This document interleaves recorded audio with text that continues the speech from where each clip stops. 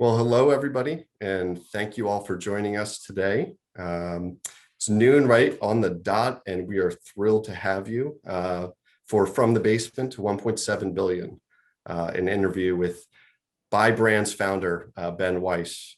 It's really a pleasure and honor to welcome you all here today, and also especially so to welcome our special guest, Ben Weiss. So thank you, Ben, for being here. We appreciate you being here, so thank you. Thanks for having me. This interview is presented to you by the North Carolina Small Business and Technology Development Center. We're powered by the SBA, Small Business Administration.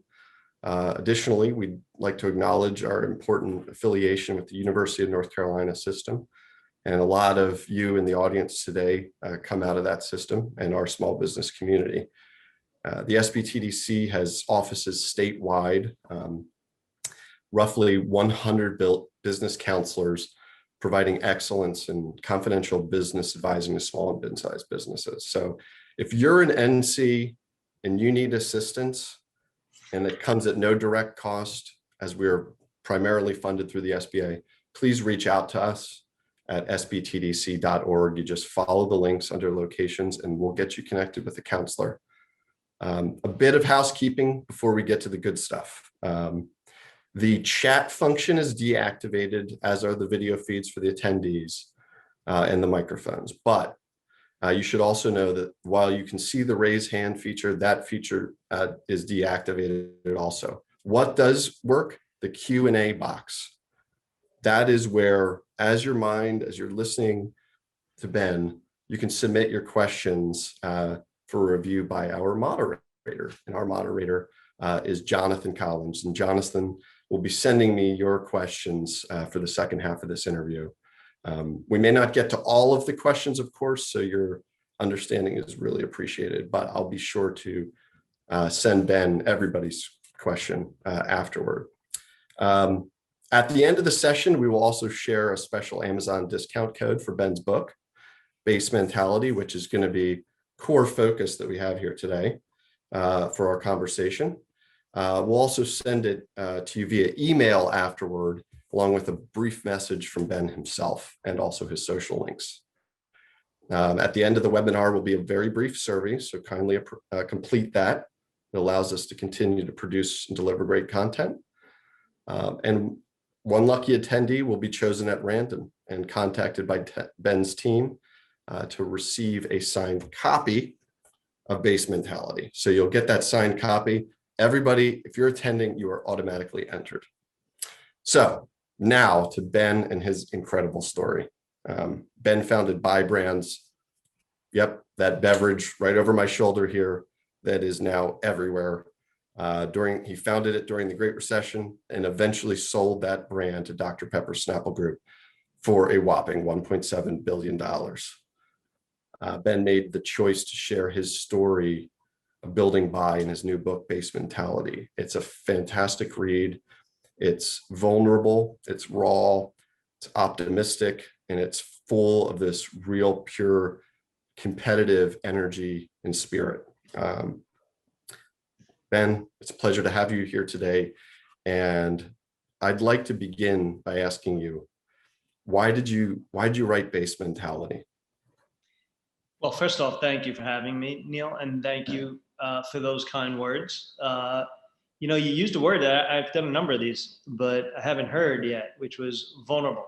And it's true. And it's probably why I did it, because the $1.7 billion exit allowed me a voice to tell you everything that happened between the idea and the exit. And position myself in a very relatable way. If that makes me vulnerable, then I guess I've succeeded in getting my point across, which is, didn't require, any type of MBA, if you will.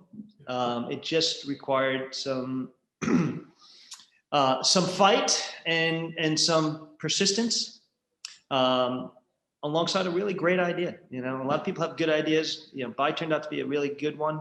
I say there's a graveyard of good ideas out there, but it's everything that happens in between you coming up with an idea and hopefully having a life-changing exit on the other side of it, that I'm really proud of. And it does show vulnerability. And I did that with intent because I wanted people to relate to the story. Absolutely. Thank you for that. And it's a word that, I felt really, especially so in the early part of the book, because that was the point when, you're just trying. Things maybe didn't work out this way or that way, and you're still getting up. But you're also sharing the sort of the family members in your life, the role they play. You're sharing that pieces. And I think that's really important to entrepreneur story. It can't be just about the business because there's all these other pieces. So I appreciated that. And I think readers will too, because it's, you're not shying away from just telling that whole story. So there was one part in there that got me thrilled, which is you gave a nod to the Small Business Development Center, because the SBDC, which was connected with the UPenn Wharton School, gave you, in your words, your quote, right-hand man, Ah, yeah. Ari Sorkin. And I thought, first off, I'd say that's, we love that the SBDC played part. He's then an MBA student at a prestigious university. But could you talk to us about like the importance of mentorship in your entrepreneurial story, but what mentors mean generally for entrepreneurs? Yeah. You mentioned Ari, and he doesn't get enough mention. Often the CFOs don't. They're off in the background. But I always say the ones that needed Buy as much as Buy needed them were the ones that rise to greatness. And Ari needed Buy. He was a student of entrepreneurism over in Wharton. He was the product of an entrepreneurial family. He had great respect for the entrepreneurial journey. Neil, dare I say, he was my guardian. Like, he was the guy that wouldn't let this entrepreneur fail. Like, he had my back. And then I say that, yet there were moments I didn't know what to do with Ari, right? Because, early on, he headed up sales or he headed up operations, you do everything. And he needed my guidance through the entrepreneurial journey as well. And I think he'd admit it. But man, did that guy turn out great. And, I don't think I'd do it without him. That was a guy that when the crazy entrepreneur walks out of the room, half the people thinking, was that guy nuts? Does he really believe what he just said? He was the guy that said, yeah, he does. And so do I. And that's that first follower. And you need a first follower in every business. And Ari was very much my first follower. He actually came to me because I got a call from Senator Bradley, in my office, which was in my basement, in my townhouse. I might have been in my pajamas at the time. And he's like, this big voice comes on and says, man, what's Buy? What's Jamaica Blueberry? Who would have thought the fruit of a coffee bean? And he knew the product. He just bumped into it in a store in a deli in New York that I happened to have, sold in and delivered. And Nice. And it was great to see that, but it turned out that he's also on the board of Starbucks. So he was very, very familiar with coffee fruit. And one thing led to another, and he's like, come on down. I'd love to invest potentially in a brand like this. And when I went there with my lawyer at the time, he said, all right, guys, I need a business plan. And I didn't have a business plan. I just, you're not going to find a business plan with a guy like me. You're not going to find marketing, focus groups. I don't fear failing. I think it's one of my best attributes. And I just go out there and I get in front of customers with an idea.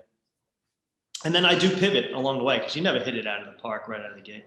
But I needed a business plan, and quite frankly, I didn't have time to do it. I built the business to a point where it was all consuming. I didn't have time to sit down for 2 weeks and create a business plan. And Ari actually was an award-winning business plan writer and referred to me from somebody at Wharton. And that's how our relationship started. And, I don't talk about Ari a lot in these sessions, and I'm glad you gave me the opportunity to talk about him. I hope you guys understand and appreciate the value of that, because not only did he write the business plan, but I remember the title page of the business plan. There was a little engine that could. He said how this entrepreneur with 2 salespeople created proof of concept for a brand in in months. And so Ari had this ability to think small while dreaming big. And for me, I always say it's about wearing bifocals. It's about being tethered to a big dream, but willing to do the small stuff to get traction and to get the proof of concept. And I, in a very serendipitous way, ran into a guy that got it. And we just had an amazing 9-year journey together. And he's still one of my closest friends. That's excellent. And it's just the power of one person, right? It's you have this link, this connection, this bond, and how it just evolved through the whole journey, all the way up, and as the readers will see, they'll see his presence later in the story in a significant way. So, as living in the entrepreneurial world, and, you're having lots of people wanting to hear your story and share the story, and now obviously can grab the book too, so it just delivers that even further. But we're coming out of the most devastating global and economic crisis. I mean, this talk about destruction, right? But in the same time, while there's this very unfortunate side of these businesses closing, there's also this amazing opportunity. And so I'd like, as an entrepreneur who looked around and saw opportunity and seized opportunity, could smell it, could just sniff it out and say, that's opportunity, I'm going after it. What are some approaches that you would, or tips in building by you learned, that a bootstrapping, crafty entrepreneur might take right now in this economic environment to seize on some opportunity? I don't pretend to have those answers, Neil. I found my career kind of found me in beverage. I didn't wake up as a kid one day and say, I got to be in beverage and I got to fight big sugar. It kind of found me. And somebody once asked me along my journey at Buy, would you love this business so much if it wasn't so broken? And I find myself in a very broken industry, and that's what fuels me. And that's why I got back into it. I think there's a lot of disruption that can be done here. And quite frankly, the way this industry works is antiquated. On the non-alc side, it's dominated by 3 big soda giants, which kind of control your fate. Yeah. On this side, there's legalities that get in the way that protect legacy beer brands, which get in the way, all of which is never in the best interest of the consumer.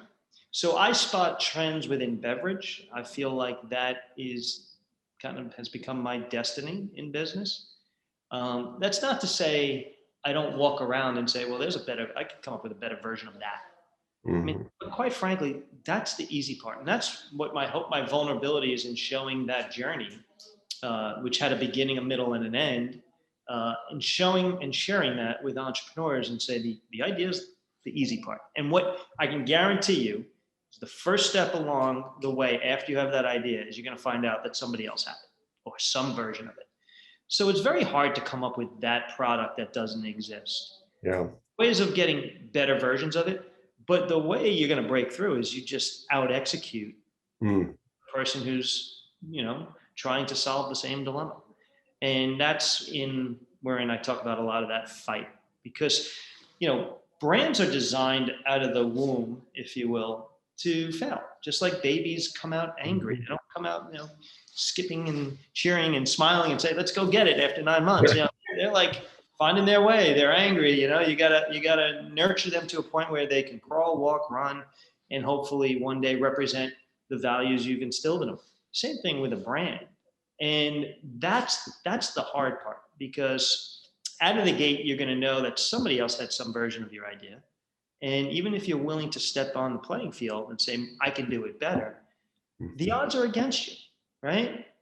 Because there are legacy brands, there's commerce that's set up that is just a lot easier than, they're not saying, hey, yeah, come disrupt me, So preparing yourself for that. Now, I don't say that to dissuade people. I say that that's where brands go to either die or to live on in perpetuity. Yeah, that's excellent piece of advice. And that insight from your journey, I think, really is applicable to that execution point, like outwork your competition, because they're, and they're going to work hard too. So you have to constantly assume that they're putting in the hours, they're doing those things. And if you're not, then you might lose to them. So that's a great piece of advice, putting action in entrepreneurship, because great ideas, yeah, but are you a doer? I think that's a real great piece. So there's this one quote I loved it in reading your book, and it was by Paul Sabin, and he writes, he goes, quote, "Ben is a giant pain in the ass, and I mean that in the best possible way." And and then he goes on, obviously, when he says that, he's paying a compliment, and very specifically, he's like, by your leading by example and your obsession over quality, over product, over experience in your journey. Can you speak to us about the importance of obsession? Yeah, I can. I mean, I had that experience 15 minutes before this call in my Nice. new with Crook and Marker. We actually launched Crook and Marker nationally, which, we talk about a brand coming out of the womb with 85-mile-per-hour winds in its face, and, good luck, it's destined for failure. Well, you try doing that on a national scale, and it creates, because typically you're doing those first few years regionally, maybe nobody's really seeing those pivots that you're making. When you do it nationally, it's on display for everybody to see. And if you look at it from 30,000 feet, all you see is failure. I mean, there's no way a small brand can win nationally. It's not like you put, this product on the shelf or Crook and Marker on the shelf, and there's a line of people around the block waiting to buy it. It's just not on anybody's grocery list.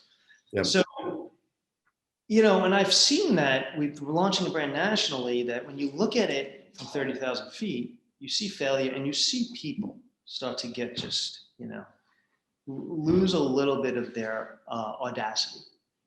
Yet, if you look at it, if you through the microscope, and you understand where to find success, and then you show a way of scaling it, it's like you breathe life into these people. And what I do, and what I'm doing right now, is I am obsessing over the small stuff, the small wins, which, by the way, the small wins at Crook and Marker are clouded by the obstacles of launching it nationally. Yet the wins, as an entrepreneur, I've never seen wins like that in a business so early. So I have to remind people that you've got to obsess over the small ones. Figure out a way to scale it. Then it's just a matter of scaling. Scaling it is not the hardest part. It's finding something to scale. And that's proof of concept, and that's all the things that you spend the first couple of years in a new business obsessing over. And it teaches you to care more. It teaches you to look deeper. It teaches you to be much more neurotic about nobody screwing up with those successes that you've unearthed. And, Paul was a guy on the other side of a lot of those moments where I was not gonna, and I was obsessed over what we put in the bottle, or in this case, in the can.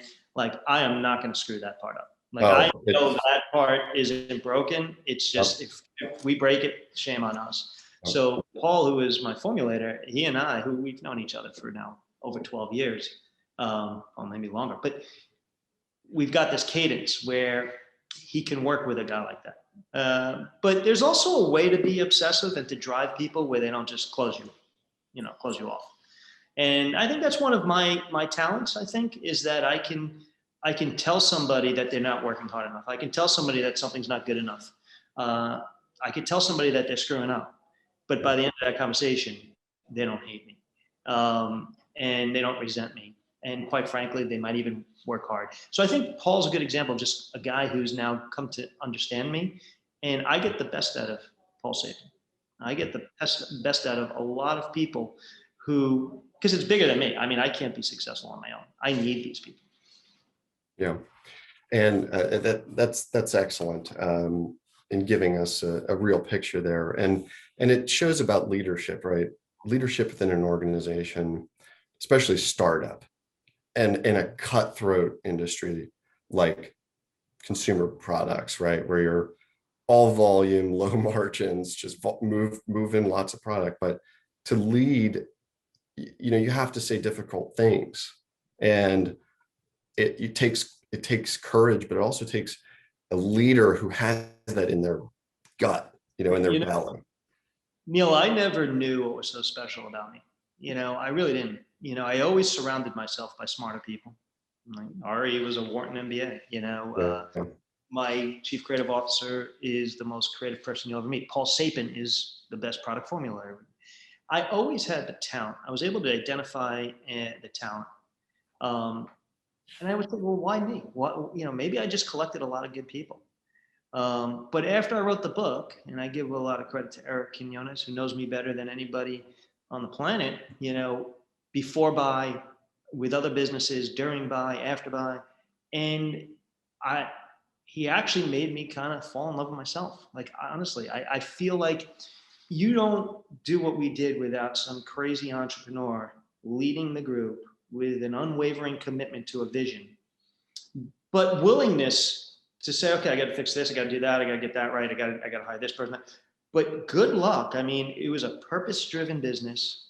We were out to take down sugar. We knew who our enemies were. We woke up angry every day. We created a Bevolution. You had to remind me that we were selling beverages at a certain point. And it was just bigger and it was more audacious and bigger than any other player in the beverage space. Mm-hmm. And people want to be a part of that. Yeah. And it wasn't shtick. It wasn't like, it was authentic. And it was passionate. And those things inspire people. And then what you created is a group of like-minded people who now have the same vision and are all tethered to the same vision. It doesn't mean just me being the crazy guy, at the top. If I leave a room, like I said, somebody else is probably going to say the same stuff I was saying. Not because they're my puppets, but because they have now seen what I see, and now they're willing to do what needs to be done, and it's their vision. Mm-hmm. Then you create momentum, and then hopefully you create a Bevolution. And we've done that on the non-alc side. We're continuing that on the alc side, and culture plays a really big role in that. Yeah, and I'm glad you brought up culture. We're going to get to that in a little bit, because I know how important that is in this journey. And for those in attendance, you talk about how successful it was, and you see that in the book. I mean, the revenue numbers are year over year. I've never, and I've met a lot of products founders, and even some of those, who've had big exits, $300-400 million exits, but the multiples going from 17 million to 40 some million in a year, and then popping that up to 125 million, to then going north of 200 million. I mean, it's to even respond to the demands, right? That's because your business is different almost every week. It's different, and it was dependent upon an ingredient that wasn't commercialized in a big way, which is coffee fruit. So every year we're like, all right, where are we going to get coffee fruit from? Yeah. So it was always like we were changing tires on the cars while we were going 70 miles an hour. But that's the fun of it. That figuring that stuff out is quite frankly, when you're just cycling numbers and you're just trying to repeat what you did in the chain the next year plus 10% growth, that's not exciting to me. So yeah, I mean, those stories are peppered through the book. Yeah. But what really drives everything that I think speaks to buy more than those sales numbers is the culture. Even if you go to basementality.org, which is the website, there's some great videos on there that show, like we call them culture videos, that show how we managed and motivated people to do things that they had never done before, quite frankly. But they needed this type of experience in their lives, and we provided it to them, and they were great, just great. We had the best culture with everything.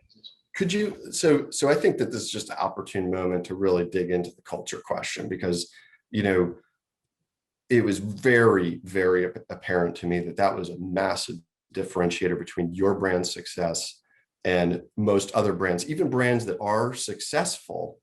Do they get over that extra hump? And it was this culture piece. And, great cultures doesn't just magically appear, a great culture, right? It has to be built into it. So could you talk a little bit about the Chivot and about the society you created and about what that did for your organization?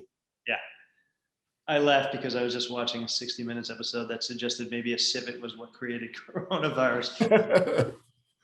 But with that said, a civet is a weasel. And the reason why we honored the civet was because it was a weasel that ran through coffee plantations and ate the coffee fruit. And we were repurposing the coffee fruit. So before us, nobody cared about coffee fruit. It was thrown away, except for the civet. So if you became a civet, and there were only, I think, 28 of them in the 9 years we're in business, and the 400 plus employees. So it was a rare group. And again, if you go to that basementality.org, you'll see how we inducted them. You'll see the theater and the emotion behind it. We'd have annually an unconvention, which is the only day we'd actually gather as a full organization and dress up in black, tuxedos, black tie affair. Obviously very casual. I'm at work right now. So everything about it was unconventional, even the way we dressed. But we had a very dramatic approach to naming these civets. Nobody knew who was going to be called the civet. We would interrupt people throughout the night with announcements of who and what. And it was almost like people were on their seats waiting to see if they'd be called. So I think we really did a nice job of acknowledging what it takes to become great at our organization. It was 5 things: to be audacious, authentic, tenacious, obsessive, inspire greatness in others. I mean, you knew what it meant to be a civet. And quite frankly, it didn't have to be a salesperson. It could have been marketing ops. It could have been administrative. It could have been the people cleaning the office, honestly. And it's just, these are virtues that I like to say I raised my children on. They're good virtues. But we felt if you stood in front of a great product like that, in that manner, you'd have success. And it was proven time and time again. And, we'd call you a civet. And by the way, you never got money for that. It wasn't financially rewarding. It wasn't a trip to Hawaii. It was, we wore dog tags, which had our number of cases we each had to sell, and they were silver, and a civet got to wear gold ones, so you could identify. And, if somebody walked by my office or anybody's office, I don't care, C-suite or not, they'd stop their meeting. They'd say, come on in. They'd say, hey, civet, is there something I can do for you? And introduce you to whoever they're talking to. And it was that level of recognition and respect that people craved. And we provided it in a very authentic way. I mean, I bowed to civets. I'm like, this is what you build businesses on. And it's just outworking the competition, caring more than the competition. And that's an intangible that you will never find on a balance sheet. It ultimately results in a $250 million business. But somewhere along the way, it also made it way more engaging to work at the company. It made it very emotional to leave the company because it almost became family-like. So culture is important. And, whenever you start a new business, it's not guaranteed that you're going to get that. You got to work towards that. You can't prop up a culture. You got to find it. You got to unearth it. It starts with understanding what your company stands for. And it's got to be bigger than the product. For us, we're black sheep. It's embedded in the name Crook and Marker. A marker is a black sheep that a herdsman puts in a herd of 100 to identify the herd, and a crook is an apparatus they use to try to kind of pen you in. And it's that relationship between being an outsider and a different type of thinker and trying to be penned in by the system. And this time it's embedded in the name. So, and it's embedded in you. It's you very much, right? I mean, that sort of a black sheep kind of mentality and way of going about your own and building by, and now Crook and Marker is is you. I mean, that's very much like a recurring theme there in the book. It is, and it's not ego driven. Yeah. And I argue that, name me the guy who created vitamin water, or the guy who created, Snapple or Red Bull. I mean, like nobody knows us.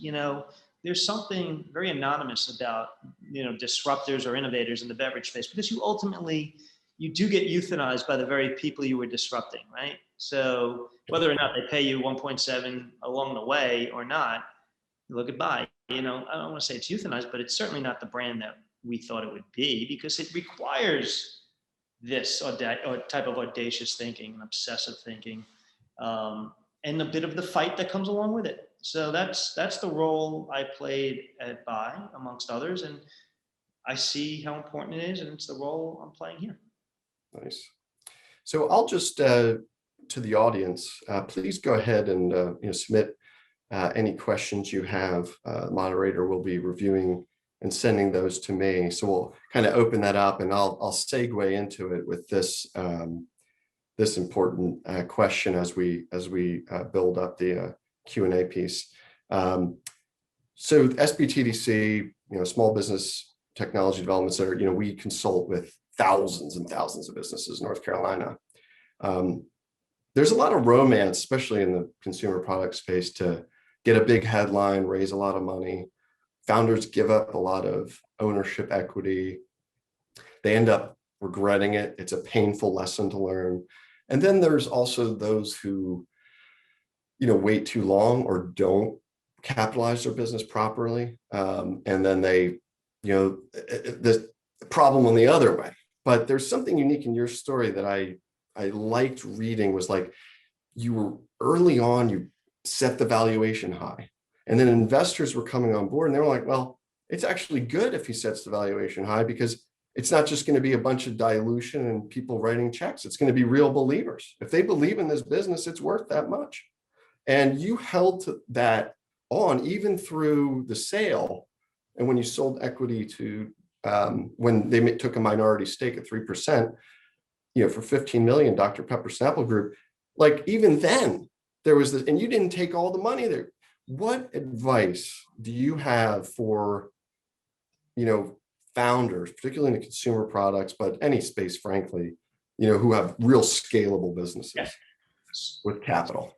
Yeah. So Neil, I'm so glad you asked that, because it's probably the single most overlooked thing.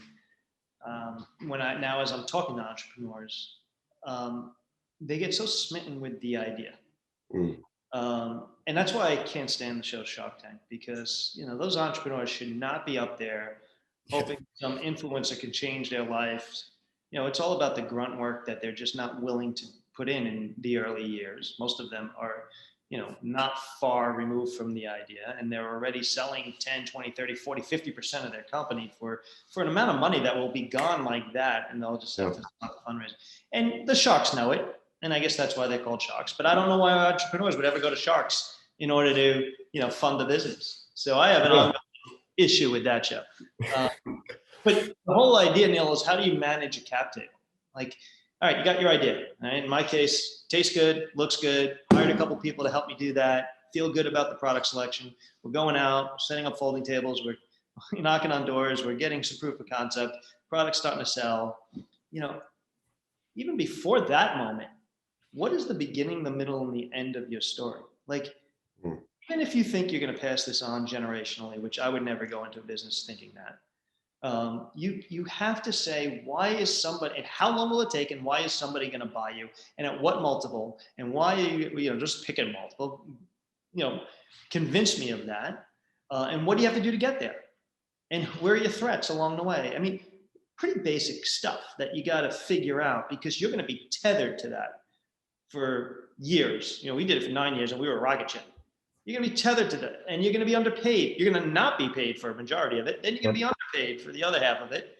And you're going to say, and what's my earning potential in those 10 years? Right? Especially if you came out of an MBA program, like you probably could do well in that 10-year span. Make $1 million or more. Yeah, exactly. Yeah, so you got to make some multiple above that. It's not worth it, right? Otherwise, it's just a very expensive job you've created for yourself. Yeah. And dilution plays a huge role in that because, like I said, brands come out failing. So they also come out spending a ton more money than you think you're going to need. Yeah. So prepare for that. Set your valuations. I was a full-time fundraiser at Bob. I mean, that is what I did, you know, like in addition to be that crazy entrepreneur, I was always prepared to have that conversation with you to invest. And Mhm. prepared meaning I'm able to say no, even if I would like the money. If you're not a believer, we call them a buy lever, and you're not willing to pay the valuations. Did I set high valuations because it helps protect my dilution? You better believe it. Did I set high dilution because I thought the brand was worth it? Without a doubt. The only reason why people ever wrote the checks is because they knew that the jockey wasn't going to get off the horse. Yeah. That is so Yeah, important. what your valuation is, Neil, you're basically spending money you could afford to lose. Now, I went to bed with all that money on my shoulders because they were friends and family, and none of it was institutional. So you better believe I worked hard for it. But I knew that they were going to get a good effort out of it, and I believed in the product. I can't, and I had a plan. I can't guarantee that plan. And quite frankly, I had to pivot. My plan, I thought we'd sell for $3.5 billion in my original plan. We sold for half that. But you know what? We were audacious along the way, and in failing, we succeeded. Yeah.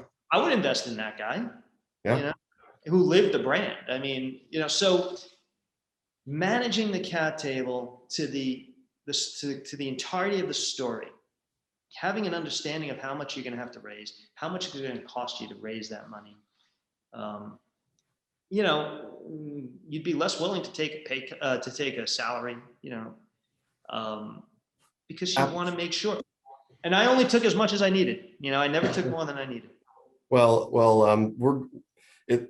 glad that in that sacrifice, there was a good payday for you. So, and a well-deserved, because It was a good payday for a lot of people too. for all That's those. one of the most gratifying things.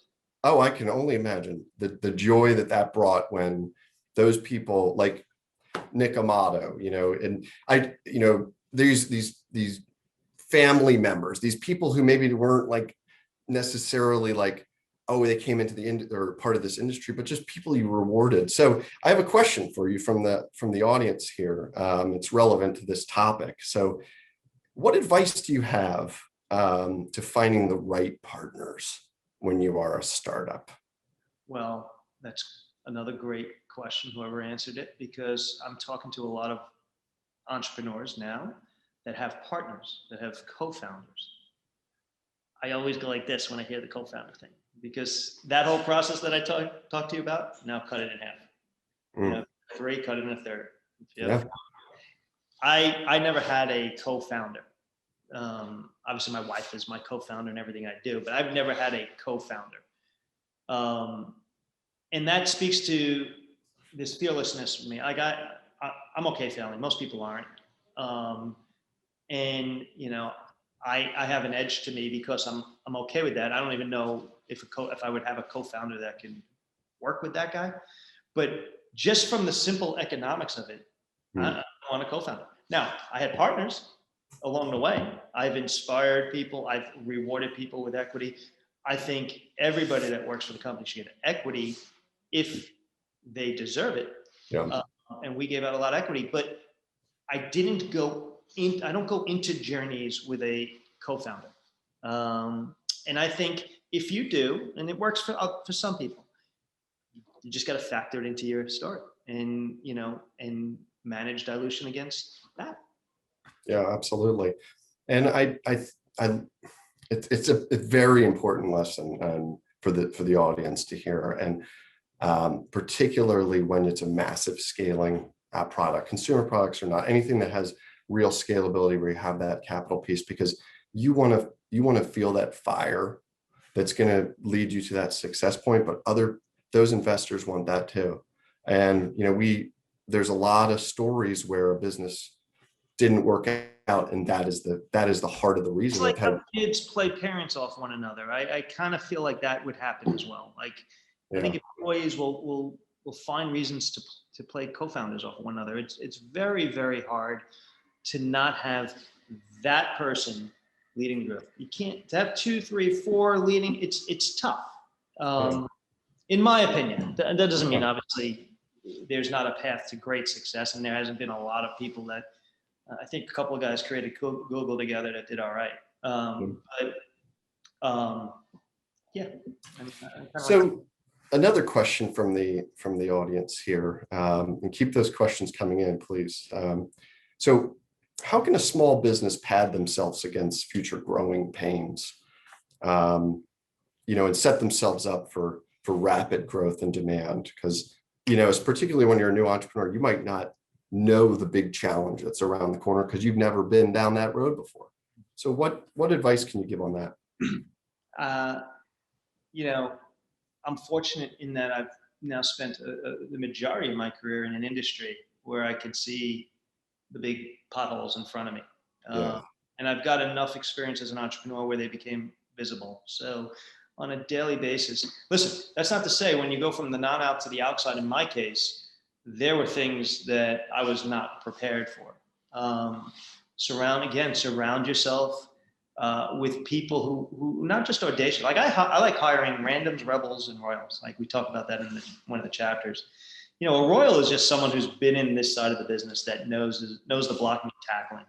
You need them. They're usually tainted. They're usually people who kind of have some bad habits because those are the very people you're trying to disrupt. But they also help you point out those big potholes that you might not see on the other side of the business, on the non-outside. So it's a mix of some royals and some randoms. Like one of the randoms I think about in this business is my college roommate from 30 years ago. I hired him like it was one of the first guys I hired because he needed Quick and Marker as much as Quick and Marker needed him. He had no experience in the beverage space, but he was at a point in his life where he was so unhappy with his current career, and he needed to be inspired. He was inspired by on the sidelines, just seeing it. And he needed that experience in his life. And I was very quick to say, okay, but listen, just because it happened with buy doesn't mean anything is guaranteed here. This could be a race to nowhere, right? But we're gonna keep our eyes wide open. We're gonna enjoy the journey. We're gonna, if you're in it for that, if you're in the journey, then come on board. I can't promise you. Here's what I think it could do. Here's how I think it could play out. But good luck. Let's go take the journey together. And watching, now almost 3 years later, that individual change his life by being underpaid, by being overworked, by seeing things that he's never seen in his life before. But he gives me these moments where it just, I know it made sense for him. And he's changed the business and he's been productive. But you need some randoms like that. You need some royals, and you need to be rebels, man. And I like to see the rebel in the front of that, of the evolution. And I like to think that's what I am. That's really good advice for the person who asked that question, and thank you for that question. Because if you don't know what's around the corner, in your current one, you can see a lot of those potholes. But if you don't know, you got to have other minds. Sometimes being blind to it is a good thing. Yeah. You don't fear it. Exactly, because then if you do know it's coming around the corner, you might be a little hesitant. So another question from the audience, and they're coming in a lot now, because there are a lot of questions to ask you. So how are you able to compartmentalize? And I feel like I have a little bit insight into this from having read the book, but your work self, quote unquote, from the buy CEO founder home self, excuse me, the work self from the home self. So in other words, what advice do you have, for leaving your sort of corporate stressors at the office and then not have them affect personal relationships? So truth be told, I never left the buy self. I was always I read the book. We could be talking over dinner with our wives on a date, and listen, I'm half there.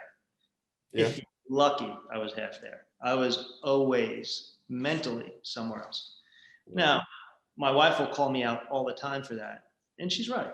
And I did, to be fair, I've missed a lot of the present in dreaming about the future. So there is this self, you got to give up a little bit. And I remember, one of the ways I did it, and it's in the book, I had a conversation with a 10-year-old boy at the time, my son, because I was his baseball coach alongside Eric, who was his baseball coach. And then I became the guy that wasn't coaching and in the stands. And then I became the guy that wasn't in the stands every game. And, I saw it in his face. I saw what was happening. And we had to have just this emotional moment about how we need to now find a new reality where we can still bring Buy to life, because he was starting to see Buy with all its success, was stealing his father. And what he didn't see with the 20 years before being his father, I was a guy that was chasing dreams and, putting an ATM card in a machine and hoping 20 bucks came out, with a wife, and then with a wife and a kid. And so this is a rare moment where this entrepreneur is finally the right entrepreneur at the right time with the right product. And we together, I had to be a better dad, but I also had to continue to be leading this ship. So we came to this agreement, and it was a very emotional agreement. And part of it was, well, put on a hairnet. Let's go do this. Let's do this together. So the family, my parents, my wife, my kids, we at one point we're in hairnets in Costco giving out samples. And Yeah. my daughter, great memories too. I mean, my daughter at a very young age was picking up labels off the floor in production and putting them on the bottles because they weren't going on properly. I mean, you bring them along, and you have these moments, and you capture the moments. And again, I don't know why I never talk about this, but basementality.org, if you go on there, there's a video called Moments. It's called Moments, which talks about my son being at Bicorders and how I had this moment where I saw, a 6'4" kid grow up with the backdrop of a business that was growing up as well. And it was just like perfect harmony. And, you have those moments and you share them, you savor them. But make no bones about it. That journey, that beginning, middle, end, if you're not 1,000% in, you fail. Yeah. You will fail as an entrepreneur if you are not all in, and it's going to take stuff away from you. Yeah. So your job is to manage that the best you can, and to put an end to that story, because at some point you got to get back to reality, right? So you try to make the journey the reality for the whole. And in our case with Buy, thank God that worked out really well. These are important things to talk about, and particularly with businesses where there's a high spend, a lot of capital required, but also investors and the pressures that come with that. But it made me think when you were telling the story of how I've seen family restaurant businesses a lot of times become really successful. There's one here in Raleigh that's opened up a number of locations. I'm sure they do many millions of annual revenue in these small locations. It's a family affair. Now, it's a hard thing.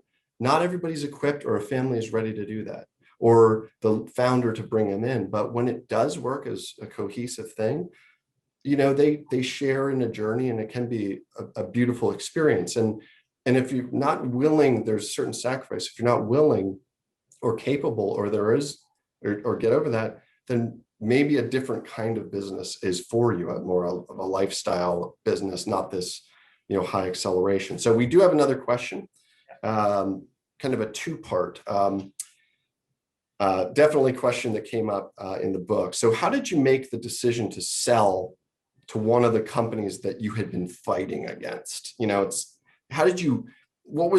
What went behind that in terms of, like, did you have an agreement with Dr. Pepper, in place to protect the quote unquote, the farmers, suppliers, and, the partners that had come to rely on Buy? What did that look like?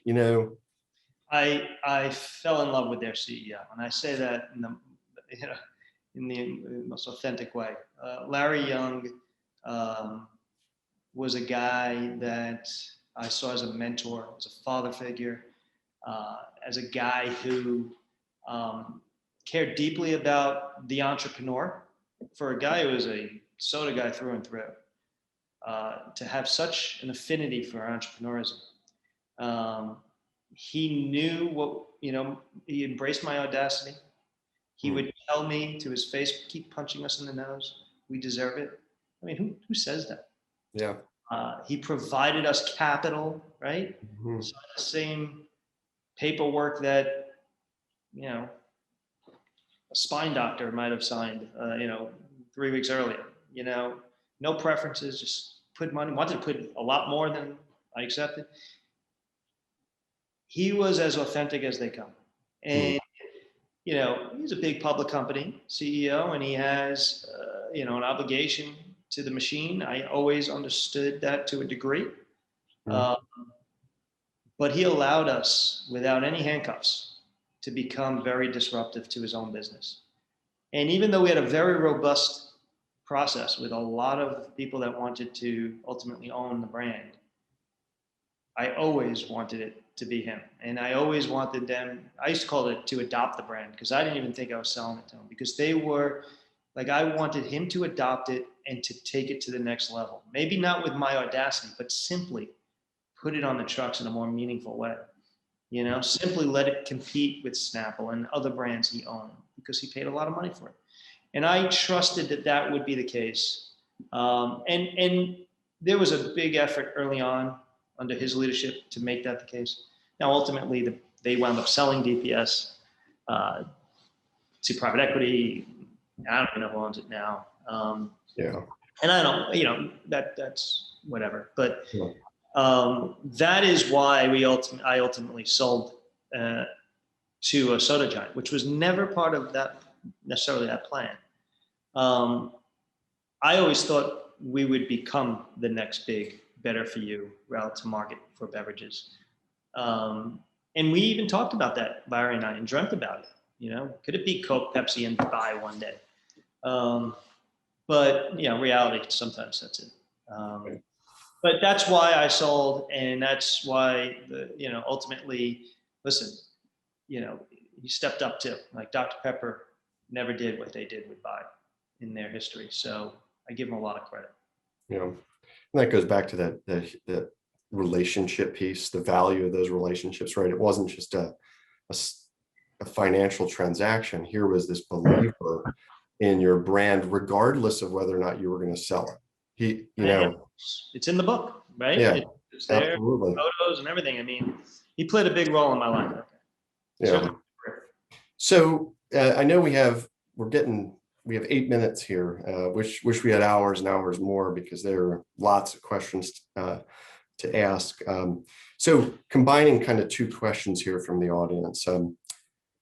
What do you look for in an investor? And also, how was your relationship with your investors? And particularly, what were some of the bigger issues that maybe contributed to any strained relationships with investors, if those were present? So first thing I look for in an investor is their willingness to pay my valuations. Right? Yeah. Then I look for their willingness to write a check that'll make a difference. It's usually the smaller checks that come along with, just the nagging investor, right? Okay. I try to get investors that, could afford to write a decent enough check that will move the needle, right? Otherwise, you're bringing on a new investor to your cap table. That just might be a bad apple, right? And you always got to be conscious of that. So you always try at least to say, at least he paid high valuation and wrote a big check. I can deal with that guy. I love investors that are current investors, and we have a lot of that. People who just doubled down and tripled down, and that speaks to investor confidence. And but ultimately, a good investor is an investor that invested in the jockey as much as the horse, and lets the CEO founder do their job, right? And doesn't mingle. Now, that doesn't mean I didn't have investors give me advice. I was very willing to listen to anybody's advice. I didn't always take it, but very willing to listen. And I also took, influence from investors if they're able to get us into this. Yeah, that's all gravy. I don't expect that. I don't necessarily need strategic investors. But it also is a group of people that at the end you look forward to having that celebration with them. that moment, and in looking back, I was blessed with a lot of those moments. Mm. So we had great investors, really great investors. That's good advice. And I really like that line. Those who you'd want to celebrate with at the end. I mean, if you put that lens on, put all of the math and the numbers and all the business pieces there, but in the end of the day, whether it's you guys, are sharing dividends or whatever, or if it's a sale of the company, that there is true happiness among all the individuals. Sounded more poetic coming out of your mouth than it did mine, but I agree. So, okay, I'm gonna two more questions here, and we'll be mindful of the 5 minutes left. So, why do it again? Because Ben Weiss not tethered to a dream in the future, it's just not as fun, and it's always been a part of my life. It's defined who I am. It plays a very important role in my life to be able to dream alongside some great people. Because that journey, I've learned how to weave it into, my personal life and my family life. And I've now got enough proof of concept to show that it could change people's lives forever. So now, with all that said, I'm aware of the time, the sacrifice, and the money that comes along with it. So it better be a darn good idea, at least, have a shot. And with this particular business, I am highly confident. What is so I know we talked briefly about Crook and Marker. Could you give So Crook and Marker, yeah, it's an organic super grain alcohol. It is USDA organic, which Bai was not. It's made from ancient grains, quinoa, amaranth, millet, and cassava root, all these super grains. And it's zero sugar and infinite flavor, kind of like Bai. It's a better version of Bai with this really unique alcohol base that we took a year to figure out how to ferment. And it was positioned because I knew in 2017, more people consumed water than they did carbonated soft drinks. So there's this movement to better for you. And the entire millennial demographic became of legal drinking age. So if you do the math, the tsunami that we were creating on the non-alc side by giving them an opportunity to rethink what they drink was about to hit the alcohol space in a big way. And it's going to come at the expense of beer like it did soda. So I saw this big bleeding behemoth that's bigger than soda, which was beer. And I was very familiar with what they wanted and with those that consumer that was disrupting it. Except I also saw the growth of hard seltzer, which I always feel seltzer is a bellwether of something else to come, meaning people run to seltzer. It's safe because they're running from bad ingredients. They're not necessarily running to seltzer. So it's kind of a stopping point along their journey to find big, bold flavor that they can trust.